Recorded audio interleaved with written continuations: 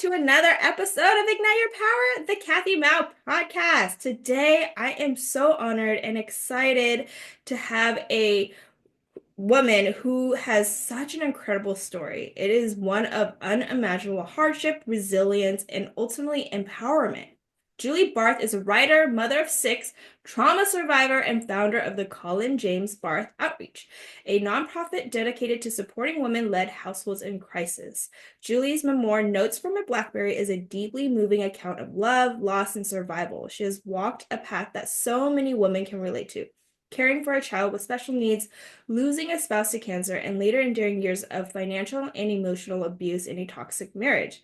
Yet through it all, she found the strength to rebuild her life and turn her pain into purpose, which is so amazing.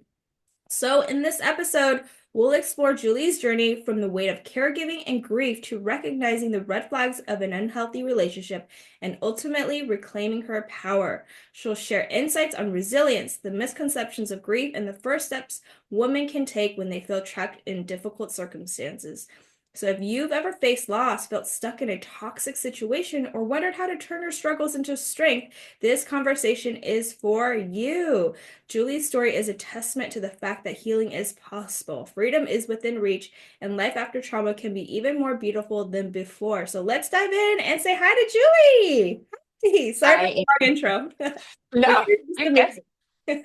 Oh, thank you. Thank you. I appreciate that. I have said before, it's always hard to hear those kind of words, like amazing or whatever they are, but I appreciate it. It really is. You really are. So I know you became a caregiver at such a young age, raising a daughter with special needs while also caring for your husband during his battle with cancer. How did those experiences shape your understanding of love, sacrifice, and self-preservation? I think it because it happened so young, Yeah. you just kind of get thrust into it. You don't really have time to think about it. You just kind of do it. And as a mom, you just kind of step in. As a wife, you just step in and you just kind of go through whatever you have to get to where you need to be. It probably isn't until later that you kind of look back and see all the things as they unfold, and see the good in it. I think you're just so caught up in the getting to the finish line, like anything else that, um, I don't know, it just consumes you in a way that you don't have time to exhale. You have to wait to the end to exhale. But that's kind of, just the sum of the first couple of years. So Yeah, how was your mindset though? Because going through all those hardships, I know I would be trapped in a victim mentality of like, why, God, why are you doing this to me? Because I know all of us have those type of moments. So, how was it during your mindset when you were caregiving for your daughter with a disability? And mind you, she does beautiful work. We're gonna have to talk about that later, and her foundation. But yeah, having that and then dealing with your husband as well, that's like so heartbreaking because I was a caregiver to my dad with cancer too, and we connected on this. We both my dad had pancreatic cancer and your husband did too, and I was like thinking, wow, that's one thing, that's why we're connected, but I can't imagine having to balance other things along that too. I think that I've always kind of been a person that, the only way that I can feel in control of something is finding something to fix and something to work toward. If you don't, like when Tatum was born, they said she would never stand, she would never walk, she would never eat, she'd never talk. And instead of, feeling bad about it, or, it can be very easy to wallow in like, because there is that immediate and natural reaction, like the loss of a normal child, and putting that in quotations. But I think I rolled and bounced through that pretty quickly because in my head, it was almost as if I had a project. So if they said she couldn't walk, I'd be like, "Oh yeah, she can." If they said, she'd never, I said, "Well, she might never, but I'm gonna do everything that I can to make her, as good as she possibly could be." So I guess I turned the any kind of sadness or remorsefulness of not having what I wanted into a resolve to make it the best situation that I could. And I can honestly say I didn't do it on purpose. I think that's just how my mindset is. When Colin had cancer, they said, take him home. He's got 2 weeks to live. And I was like, oh, no, no, it's not going to happen. And so I just got busy and I started calling different specialists and getting him into trials. And so, as I said, I don't even think there was enough time in all of it for me to say why me or to, feel like I was being robbed. I think all of those feelings probably didn't come in till afterward when you kind of exhale and you look around and it's almost like, you revisit a battlefield and it's just like the gravity of it is all in front of you. But I think, I did the way that I focused all of my energy was in controlling the things that I could control. There weren't many, but the things that I could and I could see, that's what I became hyper focused on. And I know it probably seemed like I pushed Tatum a little bit harder than I should have. Luckily, Colin was there through those moments to kind of, when I pushed too hard, he would pull her back in and provide that comfort because I think I had to almost necessarily, I felt like she was on loan to me. So instead of seeing her as, this my daughter who was sick, I saw her as a project that I was going to, it was my job to make her the best she could be. Um, so that's where most of my energy was focused at the time.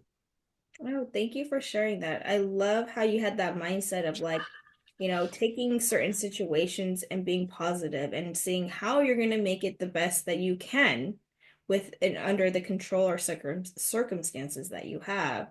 Um, and then I loved how your husband Colin was able to like help balance you out too, because without that balance. So what happened when he did pass away, and then how did that balance come to be? Was it because she was older and you were able to understand her more, Tatum, or like how was that relationship after that when he passed? Um, well, after he passed, by that time I had had three other children. There were four of them at that point Wow. when he was diagnosed. I had four, I think, ages 12 through 6 months when they said he had 2 weeks to live. So Oh my I God. didn't really have time as a mother of four children to even think about the push and pull of things or it, you know, again, I think that Colin was just naturally that type of person where he always stood behind me. He was always my rock. And he knew that he didn't really have to push because I would be there to do it.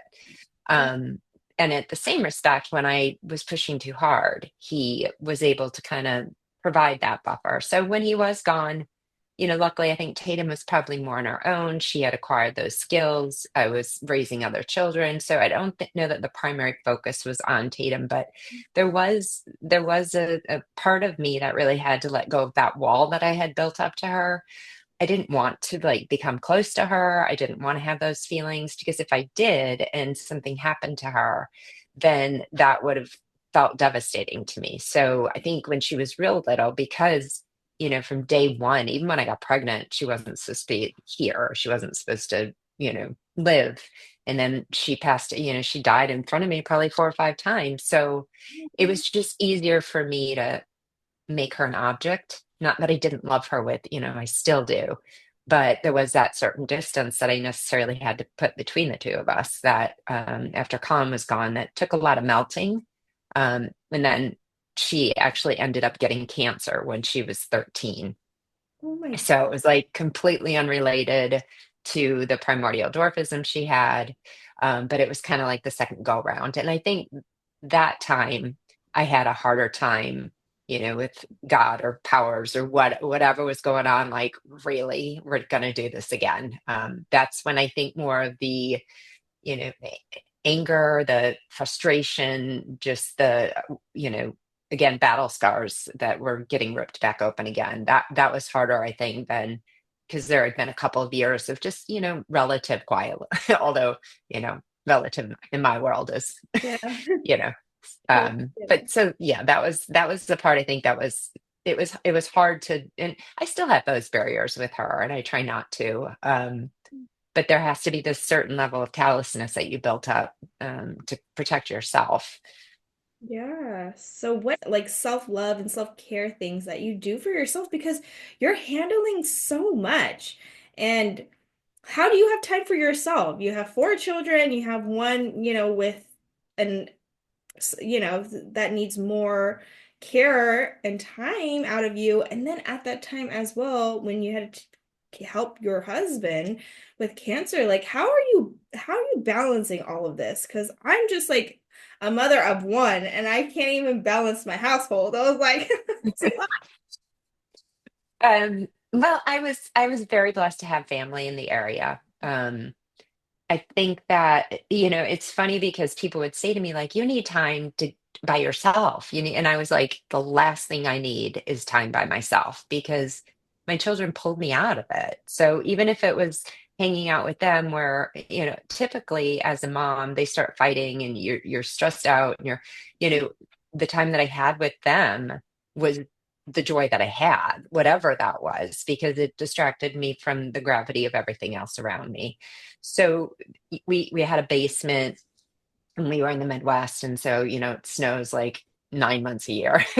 But I would just like grab them in the morning and I would sneak downstairs and I would just shut the whole world off. If I could just have a concentrated 1 to 2 hours, because there were times when were no matter where I was, I felt like I was letting somebody down because everybody needed me. So everyone was getting just a part or piece of me. And so when I could really, take an hour or two and just shut out whatever else was going on and realize I can't do anything about that right now. I have to be here in this moment with these children. For myself, I guess I used to be, I kind of still am. I was a huge runner. So probably every other day I would disappear for, I'd probably go 10 miles. And it was like if I just hit the pavement, nobody could follow me, nobody could contact me. There was music, there was me, and that was it. And there was no time, I didn't have to think, I didn't have to be questioned or, hey, mom, or hey, Julie. It was just nothing. And nothingness at that point is exactly what I wanted to feel. Yeah. Oh, thank you for sharing that. I really love that you do try to have your family there, but then when you go for runs, those are like literally your time and it's needed. We all need that. And I just want people to know that being a mom is hard. It's a full-time job and you doing it with four kids and then one with special needs is just so yeah, I can't even imagine.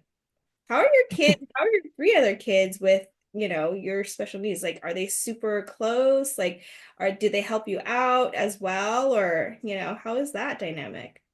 Well, now I have six. So I Oh my had two God. more after Colin passed. And with my second marriage, I had two more. So there are six of us now. Um, yeah, and I think at several points along the way, when I was pregnant, people were like, what are you doing? And rightly so, like, why would you do that again? Um, but I think Tatum has never had to feel the loneliness of being an only child or, or being one. She has a community of our entire family and we're chaotic and every one of their personalities, play into one another. And family is just huge in our house. As far as recognizing special needs, it's funny because I think all of us just we don't recognize that Tatum as special needs. It's like she does these things, or I mean, the like it's so bizarre. Like when you walk into a home and there's something, whether it's a smell or you just don't see it after a while. You just walk in, you're in your house. So, it is what it is. There are times when I post pictures of Tatum online and she's with other people, and I completely forget she's a little person. And I look at the picture and I'm like, oh my gosh, she's so small. But on a day-to-day basis, we don't treat her any differently. In fact, I'd say that she steals a lot of um, just the normalness of our world. She's always doing her art and just in the mix. My children, I sometimes I get upset with them because, they get mad that she left something out. And I'm like, do you have any idea what Tatum's been through? And they don't, to their credit, to Tatum's credit, she doesn't carry it around with her. She doesn't complain about it. We try and and that's always been my goal for her is to live the most normal life she can. When she had a trach, I had nurses who would gasp when I would take her to the pool, like she could die.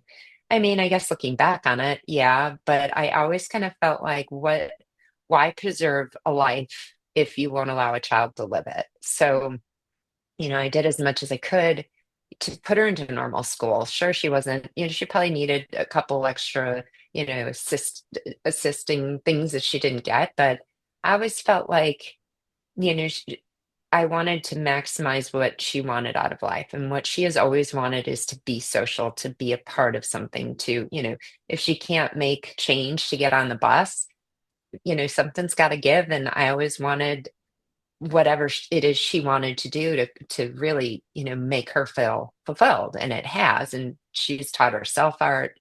She gets on social media and she talks to people. I'm like, she'll be talking to someone and I'm like, how do you even know them? And, she has this endearing quality to her that people just open up to her. And that's why, not to jump the gun, but that's why I built her art site and she just wants to get her art out there for people to see. And she does things for people, instead of making a card for them or, if someone stops over and I will mention like, oh, one of my friends is having a hard time, they'll walk in the door and she'll already have like some painting that she's made. She just is so in tune with people and wants so badly to spread, the joy that she has in her heart that, I guess to get back to it, we don't see her really as special needs.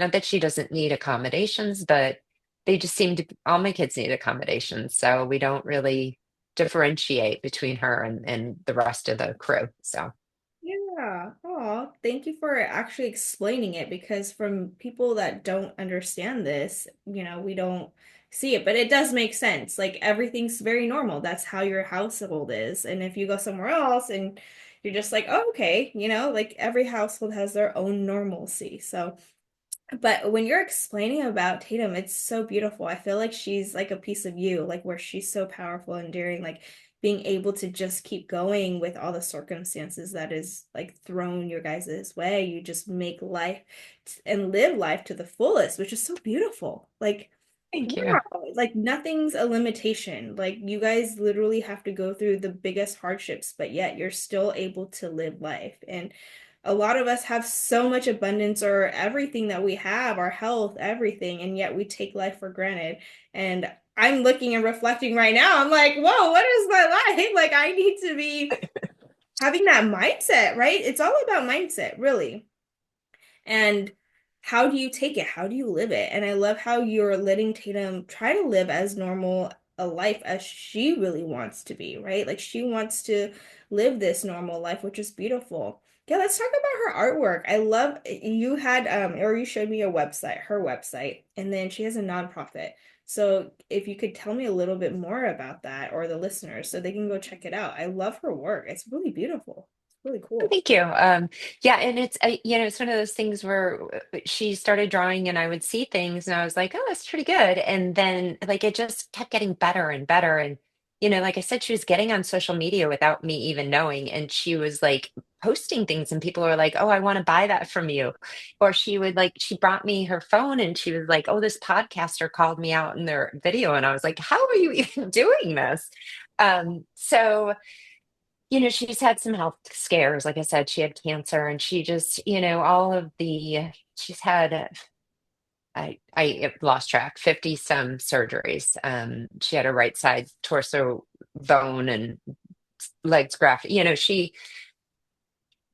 The time is, started to really weigh on her as she gets older. And I just one morning, one day thought this is it. This is what I'm meant to do. And that's to help her live her dream so that she can see all the good that she does. So I built the website for her. And then on the back end, my other daughter was she used to run all these fundraisers at her school. Now she's in college, but when she was at a private school, she would raise funds for pancreatic cancer once a year, and then she would give those funds to a local charity around us called Brenda's Angels, which helps people with pancreatic cancer. So, over the years, I think it was from sixth grade on, she would hold a fundraiser and she raised, tens of thousands of dollars for this charity. So when she went off to college, we had a conversation after. everything that I went through, we've kind of, molded and shaped and changed the mission of the charity itself. Kind of same idea, but just more specific. And so Tatum, when we looked at our art, I thought, wow, this really could do some real good. When Colin got sick, he was a trader down on the Board of Trade, and he didn't have vacation pay. He didn't have sick pay, and I had four little kids, 6 months, and the community around us was so completely generous. And I don't know where we would be today if we did not have those people who stepped up and helped and donated.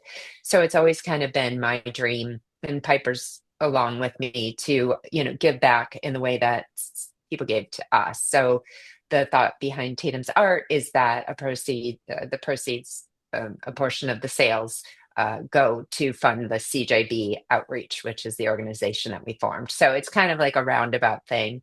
But she does art, and then it's also got print on demand. So you can take any of our artwork and put it on, like a mug or a t-shirt.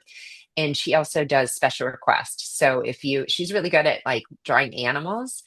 So if you have an animal that you want to have a portrait of, you can download a picture of it, and she'll draw it for you and just say what size you want it and stuff like that. So it's a lot of interaction with her, and it keeps her, every morning she wakes up and she wants a task, and it really is just great to see her become such a part of something. And she'll come to me, and she said something about going on vacation, and she said, oh well, I'm gonna bring my savings. And I was like, your savings? And she does it all on her own. It's truly a miracle. She just somehow gets this all done. It's like she's Dexter's Lab. I don't know if you remember that that Yeah. cartoon, but it's like it's almost like Dexter's Lab. Like, where are you going? Like, she might have like I don't know, an office in the basement, but So she's just, yeah. cool. That's amazing. She's like running her own little artwork studio and business. Like, She really is. She takes the money that people, buy stuff, and she reinvests it to buy more, artwork and canvases. And so, yeah, I mean, had she not had the rough start that she had, I always say she probably would have been a better, or a different Donald Trump. I mean, she just has got it. She knows she's on a mission. She knows what she wants. She knows how to get there. So wow, she's such a true inspiration. But she got it from you, I'm sure. Like there has to be probably a little bit. different. Colin didn't help. I mean, didn't hurt. Yeah, he was. I think he kind of inspired all of us. His strength toward the end. And so my book, Notes from a BlackBerry, the reason that I wrote it is because he was so sick when we went down to chemo together.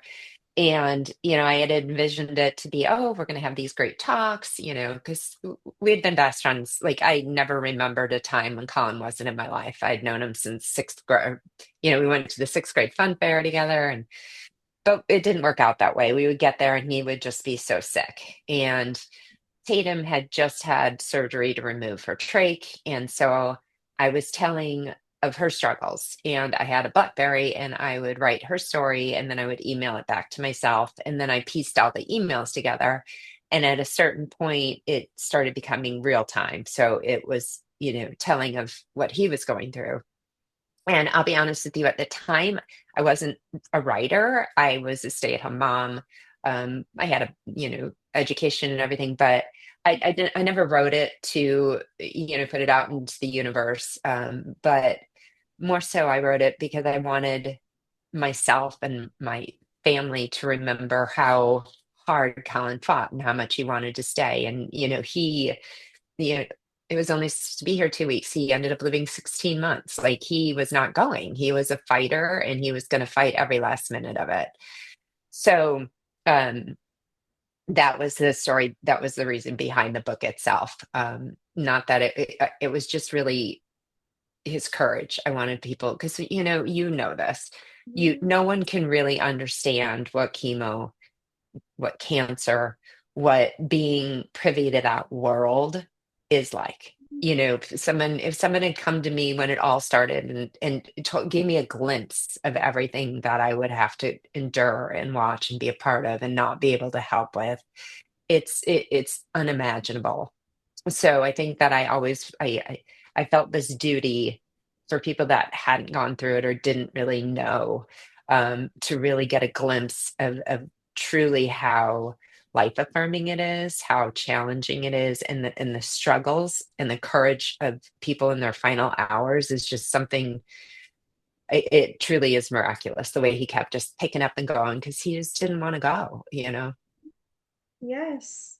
Oh, his story is about perseverance too. Like you guys literally are examples of all perseverance and overcoming any challenges. But that's my dad was the same way. They told him he was gonna like, not live long, but then he tried to last for 5 years, which is so incredible. Like I guess like 1% of the people can do that or something. Yeah, Usually pancreatic cancer, you get it and it's like pretty much a death sentence after that, which is pretty sad.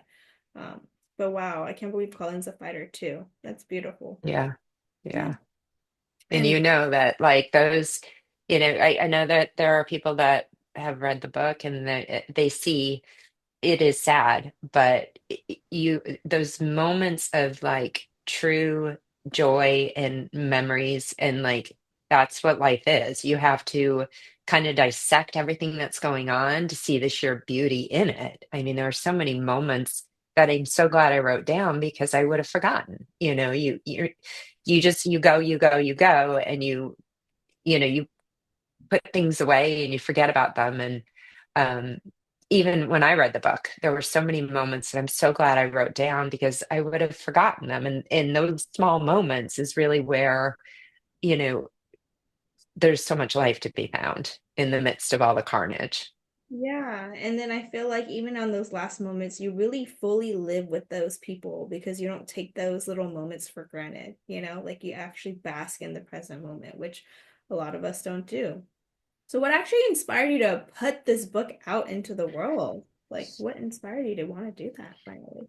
When Colin was in his final days, pancreatic cancer is so incredibly ugly. We've had this conversation before. It has a horrible survival rate. I remember when Colin was diagnosed, they said to both of us, which I still am kind of shaking my head, "Oh my gosh, if you're going to get a cancer, that's the most painful." And I was like, "Why are you saying that to us?" But it is. And toward the end, I said to Colin, like, there's got to be something that's good that's coming from this. Like, this can't be the end. This is not the end of the story.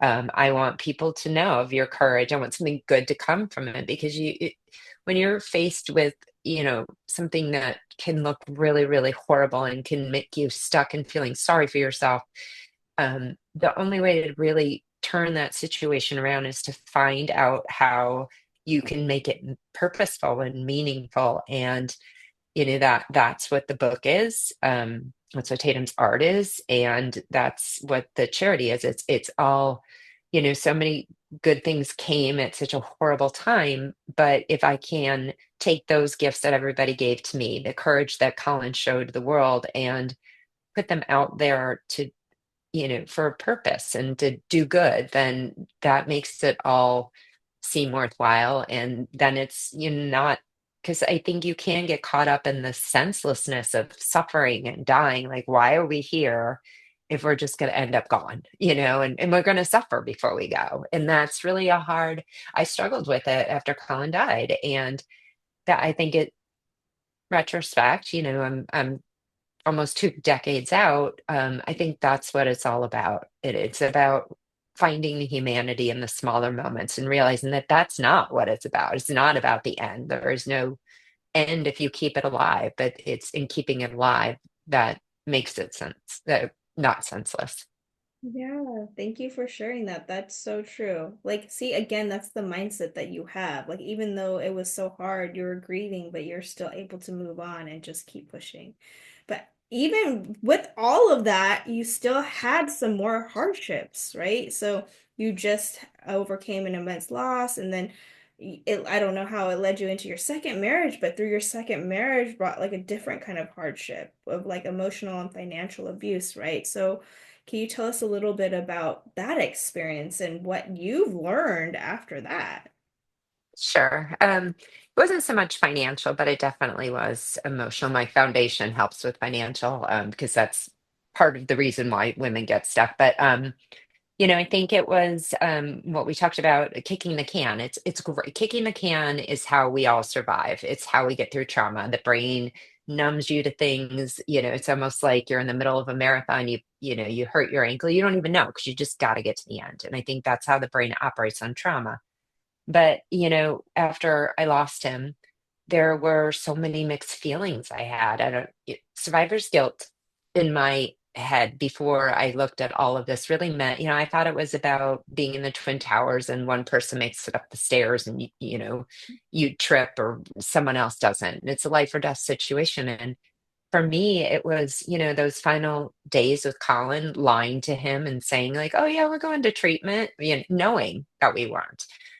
It was the moments that I wished him gone, like not suffering anymore, but there's still that piece of like wishing someone you love gone. It's a hard thing to hear in your own head, even if nobody else hears it. And I think after he left, I had a lot of unresolved guilt that I couldn't do anything to help him, that I had to sit and watch it, that, you know, I wasn't gracious enough, that I didn't grieve enough, that I judged myself very, very harshly and kind of felt like I didn't deserve anything really coming out of that. And I think my second relationship coming along was, he didn't really care about me. He didn't treat me particularly well at all. And I almost felt it, and it's silly when you say it out loud, but I almost felt like it was my penance. Like I deserved it. I deserved to be treated that way because I didn't feel like a very good person for, the things they necessarily had to do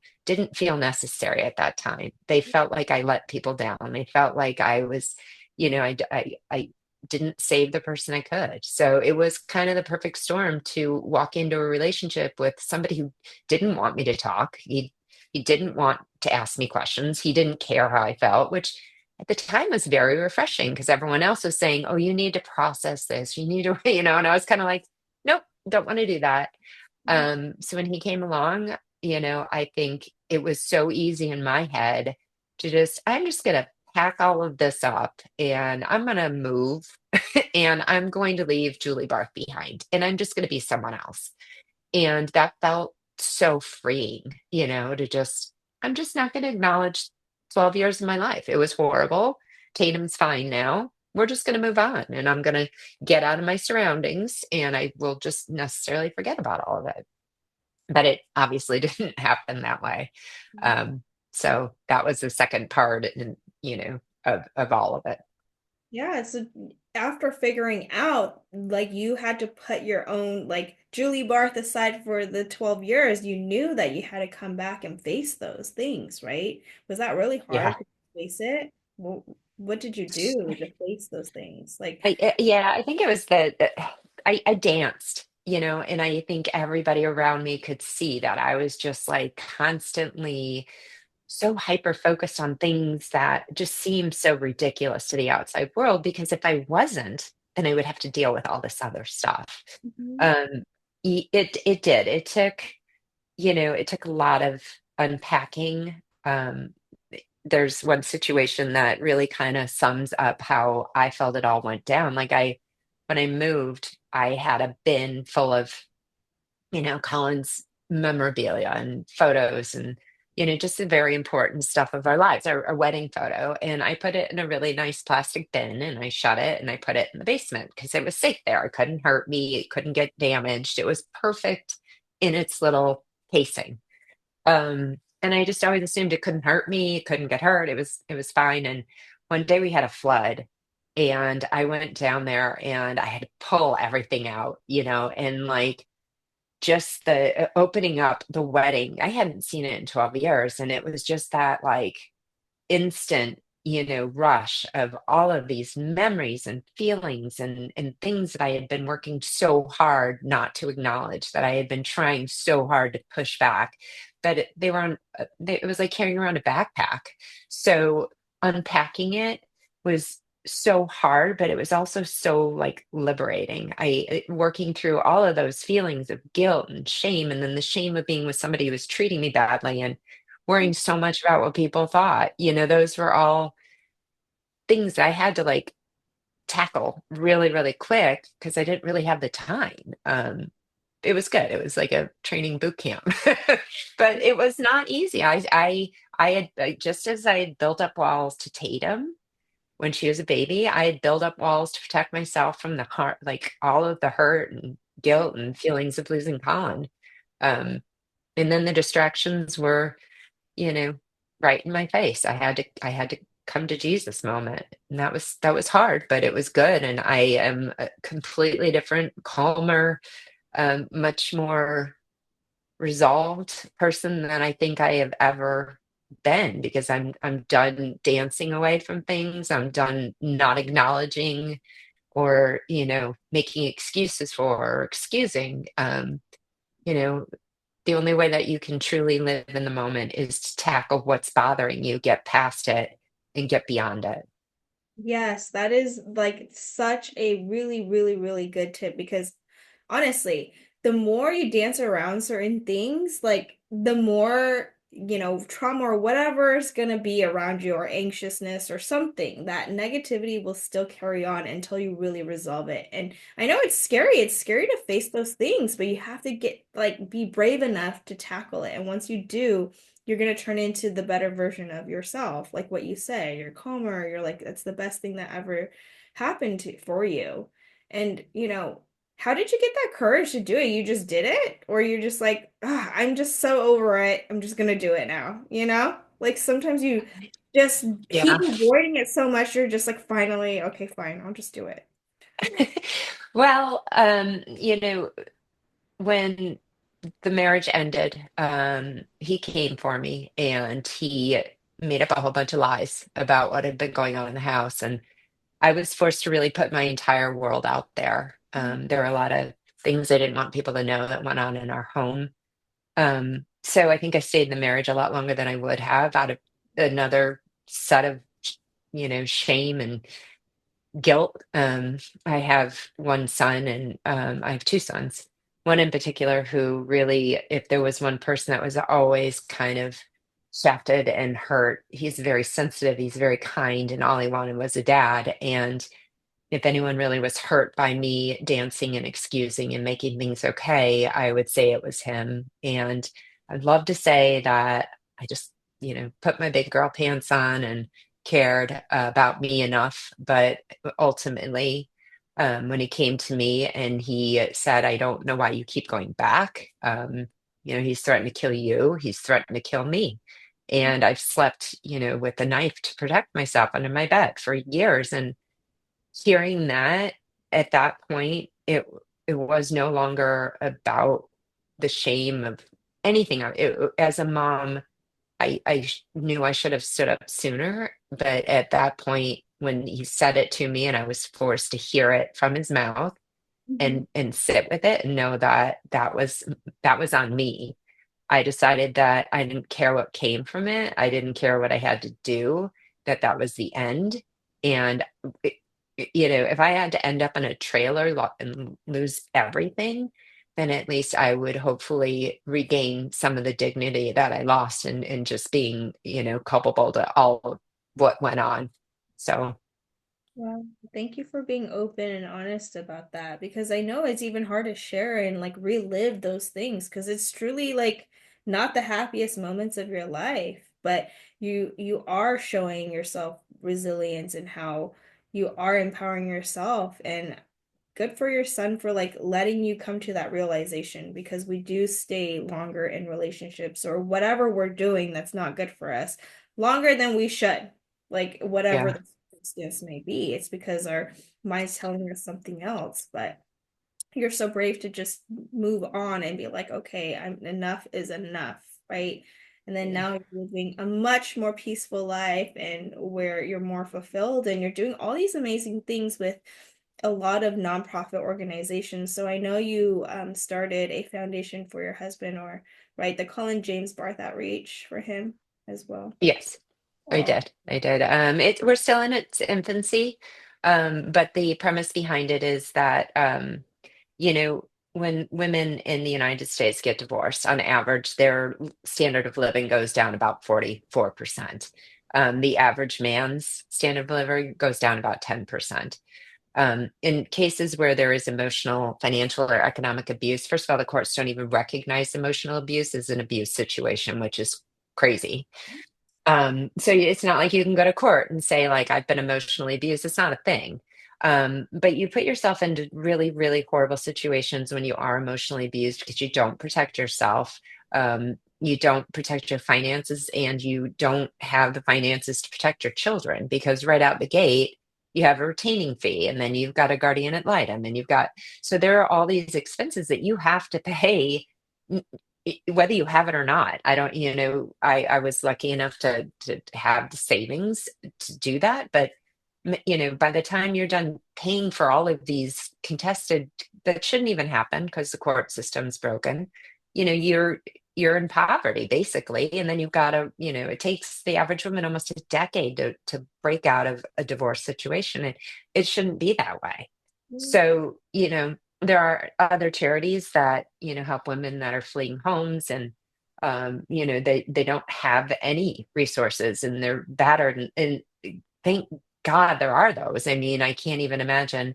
The premise of our charity and kind of where we differ is that we believe that just because, we believe that you should never be in a situation that you have to not protect your children first. So, if you don't have the finances, you're going to settle on a custody case because you have to. You can't keep paying, or you're going to go, you're going to go bankrupt. And a lot of women have to go bankrupt, and it shouldn't come to that. So our organization helps with legal fees and guardian ad litem fees and just the whole process, finances, figuring out financial, because there's not many things that a society can do to help, take the burden off of mothers, because as a mom, and when your child is sick, when your child needs you, you will do anything in the world for them, and it doesn't matter how much you have to sacrifice or what you have to sacrifice. We just believe that if we can take that one huge burden off, give them the power to know that someone's standing behind them, believing them, fighting for them, then they can focus more on, healing, helping their children recover, getting to a safe place, finding the resources to rebuild, because you have to rebuild your life. You're coming to the table with really nothing, and head of household, and the house that's breaking down. And so those are all the issues related to it. Wow, that's so incredible and amazing for making that organization. And again, see, like you really don't know any of this unless you're actually like brought into that situation. And then when you're in that situation, you're just like, oh my gosh, you're so overwhelmed. And so you're helping all these women, which is so beautiful. And that's so helpful because I'm in the same way of like not with divorce or whatever, but with infertility and women with infertility, like I want to help women get their power back and help themselves to love themselves. I think most of it is society doesn't allow us women to really understand ourselves so then we can be the best versions. We have to go through so much hardships in order to get to something. And I Yeah, love and I think that we're taught that we should always come second. We should yeah. always come second. Like, it feels selfish to have a checking account that's just mine. It feels selfish to pay myself for something that I'm doing. You know, I don't like to ask people, if they ask me a favor, oh, I'll just do it for you. We're just taught to really, and I'm fine with most of it, that I don't know that we're taught. I think that is something very innate in our ability to want to help other people, and to have that mothering aspect, and to have that feminine quality that makes us, you know, have a lot of empathy and care about everybody. But unfortunately, I think we stop caring about ourselves, and we stop protecting ourselves. And that's where, really bad things happen, when you forget that you are a person too, and that you deserve respect, and that you shouldn't have to sacrifice all the time for somebody else. Yes, exactly. I totally 1,000% believe in that because in order to really have and live a really happy life, you just have to be happy with yourself. But most women are not because we're just always emptying our cups to other people. And that's why I was like, your story is incredible. Like, you have six children. I don't know how you have the energy and the time and all of that to do all these incredible things and still wanting to do all these nonprofit organizations and to help other people. Like, that's wow. Like, dude, it's amazing. That's why I was like asking you, how do you have time for your self-care and self love things, which, you said you run, but also writing books is one of your things, right? You love at first you didn't know you were a writer, but then it ended up being like more of a therapy thing for you, or it's just something that, you were called to do, just writing in general. Yeah, I've always been a writer, just by nature. It's funny because my mom's not a big saver of things. And so she moved to be with me. And she had one box, I don't know what happened to anything else I had, but she had one box that I had put away. And, as I was pulling it out, it was like in sixth grade, I had journals, where other sixth graders were probably writing like, today I went to the beach. I was like, today I went to a funeral, like, and it was just like writing all these, like, my kids are like, I always had, I, I'm an overthinker. I think very deeply. I feel very deeply. And so, getting those thoughts on paper kind of helps me make sense of them when someone else reads it and like you make that bond, like, oh my gosh, I get you. I think writing, I could write for the rest of my life and not communicate with someone. But if I have a problem or like I need to communicate with someone, I can't, I have a really hard time expressing myself, but I'll be like, here, let me write you an email. I'll be right back. So writing has just always been my form of, you know, I guess being in tune with what my head's thinking because I have a hard time saying it. But when I write it, it kind of just makes sense. I don't know why, but that just seems to be my thing. I think I'm the opposite. I like to express myself, but then when I'm writing, I'm like, I think I just have to sit down and then like takes time to process it. And I'm like, oh, okay, so interesting. Yeah, we all have It our is. own thing. That's so beautiful. I love how, see, writing is just artistic. Tatum's like drawing, like, you guys all have that, which is so beautiful. Did spirituality actually play a role in your healing journey or in just helping you get through all the hardships in your life? It did. I think we talked about this a bit ago. I was raised Catholic, very Catholic. I went to Catholic college. I went to, um, and I believed in a lot of it, but I'm not, I was never on board with all the doctrinations and, the going. If I went to church, I went for myself, and I wasn't there for the, ceremony of it. I was there because I felt like that was a place where I could get in tune with whatever is out there. I believe in the universe. I believe that we are all here for a reason, and we don't know what that reason is.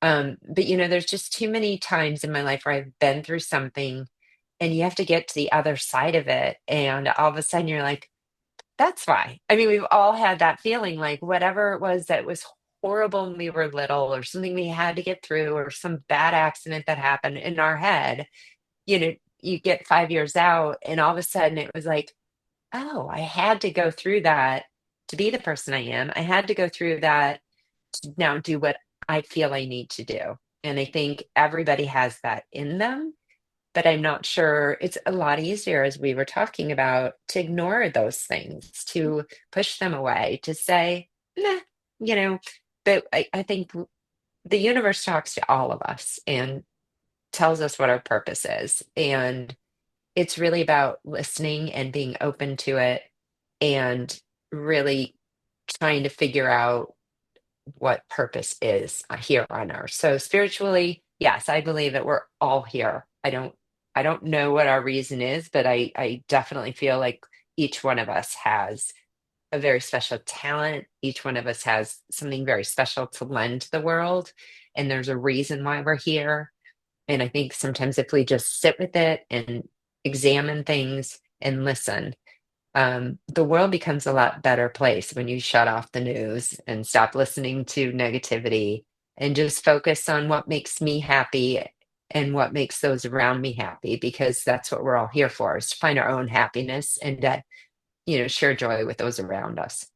Ooh, I love that. I truly believe in all of what you said because I truly believe that, it goes into hand in hand with empowering yourself and then loving yourself truly, making it as happy as possible and the people around you because, right, we live for our family and I know you do, definitely for sure.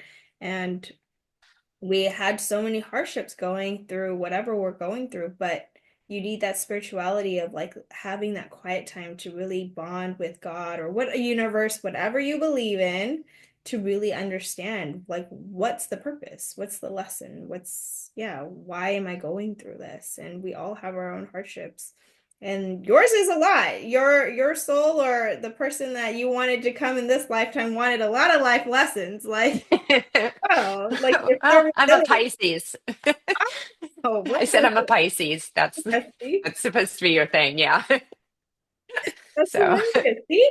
But you picked it. It's like a specific lessons that you wanted to learn. Like this, but it always comes down to the basic lesson of loving yourself truly. Like figuring out what makes you truly happy, right? And it's a journey. Like I didn't grow up loving myself. I grew up like, people pleasing, like what most of us do or are used to, because that's what our society teaches us, or thinking about what other people think of us, like what you said too. You're like, yeah, I was trapped in this marriage because I didn't want other people thinking about what I was going through or wanting to know. But it's like, we trapped ourselves in that mindset or in that situation because of other people. But no, you're like, no, I'm gonna take my power back. Your son told you to, like, Mom, what are you doing? And you sat down and you're like, yeah, I reflecting, like, what am I doing? And then you took those actions to like get yourself out of it. So it's about learning all this self-love in the end, what truly makes you happy in the end, what makes you peaceful to live a bliss. I call it living a bliss off life. Like where it's nice and blissful and it's soft, it's not hard. I mean, there's always going to be hardships, but where do you take the hardships? Like, do you make it harder than it needs to be, or you're gonna make it into a life lesson and like you're the true yeah. essence. So, yeah, thank Oh, you thank you.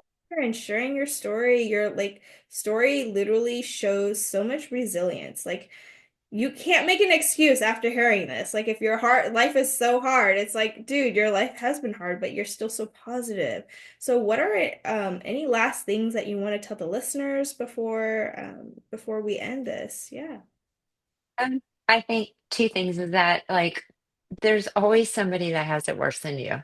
And it always. So, always try and in the other respect, nothing lasts forever. So whatever it is that you're dealing with necessarily has to change. You won't be stuck unless you choose to be stuck, because every situation has to have a resolution. It just, depends on whether you're going to lean into what's right or you're going to continue to resist it. And I think a lot of learning to love yourself is, we all have those parts of ourselves that we don't like, that we think are ugly, that we feel like we have to hide away from other people to not be judged. But when you stand with what you are, who you are, and you accept those parts of you that you might not love so much, and you put them out there, it's the most freeing thing in the world, because nobody has to say anything then, because you're being you're being authentic, you're being genuine, and you can take me or leave me, but I have nothing to hide. And in that moment when you're like,